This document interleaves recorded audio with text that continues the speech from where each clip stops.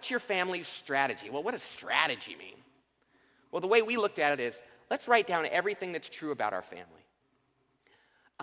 But what's the strategy in my family? Well, we wrote down everything that was true that we were living our lives according to, like every detail. And then we said, are there any themes here? And what we realized is that there were 3 strategic anchors in our life.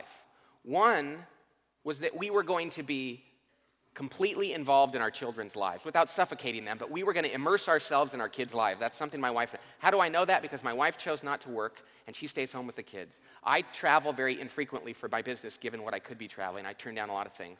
I coach their soccer team. I coach their basketball team. I volunteer at school. My wife does too. So we're going to be immensely involved in their lives. So remember when those people called up and said, do you want to be on the travel soccer team? We said, no, because I couldn't coach. It would have to be a professional coach. Yeah, this world is crazy, isn't it? 10-year-old kids being coached by professionals. And they'd be traveling all the time, and that wouldn't allow us to be involved in their lives. Second thing we noticed is that, our kids go to school at church, and we involved in church, and my wife's in Bible study there, and she volunteers, and I'm helping the pastor. I think the church and faith is a pretty much important part of our lives. We kind of live our lives around that. That's not to say that every family has that same value or that same strategy, but that's ours. The third one was we chose to live someplace where we didn't have any extended family. We don't live near any cousins or grandparents or anything, which is a drag, but that's how it was. So we said we are going to make our friends like family. My kids' cousins are this really close group of friends that we know from church and from school. And we invest time and energy into those people like they're our family. So our strategy was friends are like family. We live our lives around our faith in our church. And what was the first one? Oh, being completely involved in our kids' lives. Thanks. I had a moment of, oh, look, a bird.